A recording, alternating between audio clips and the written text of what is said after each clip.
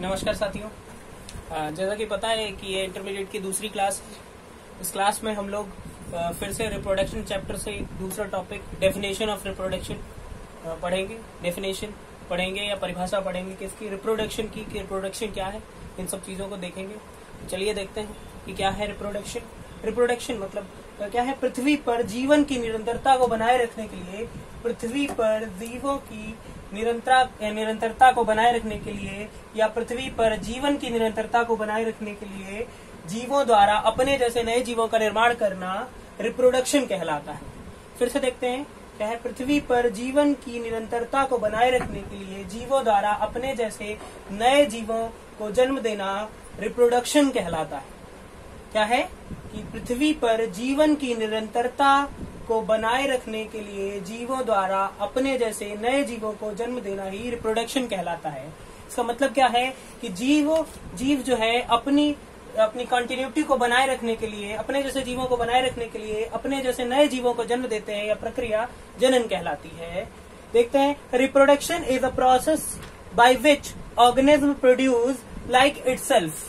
कहने का मतलब क्या है कि reproduction is a process by which organism produce like itself. इसका मतलब है कि ऑर्गेनिज्म अपने जैसे नए जीवों का जो निर्माण करते हैं, इस प्रक्रिया को रिप्रोडक्शन कहते हैं।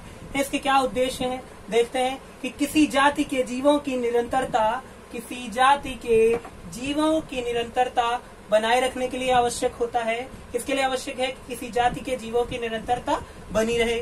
दूसरी बात क्या है? उस समष्टि या उस जाति में उपस्थित जीवों की संख्या में वृद्धि होती रहे और वे सतत रूप से पृथ्वी पर बने रहें। दूसरी बात क्या है कि समष्टि में उपस्थित जीवों की संख्या में वृद्धि होती रहे और वो सतत रूप से पृथ्वी पर बने रहें, इसलिए भी रिप्रोडक्शन आवश्यक है।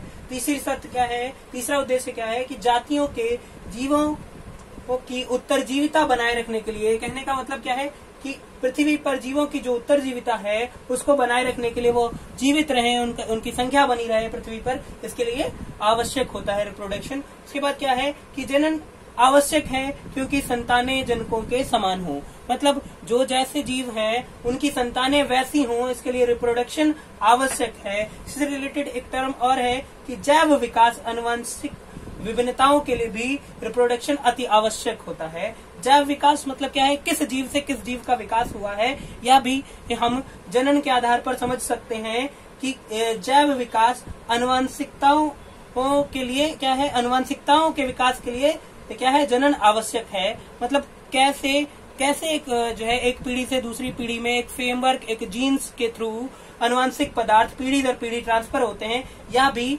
जनन के ही कारण संभव है।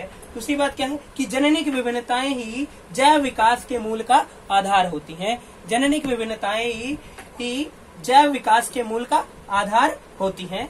इन सब चीजों को हमने देखा। ठीक है, अब अगले टर्म पर हम देखेंगे कि रिप्रोडक्शन के टाइप्स क्या हैं और उन पर हम चर्चा करेंगे। अलैंगिक जनन और लैंगिक जनन। तब तक के लिए नमस्कार।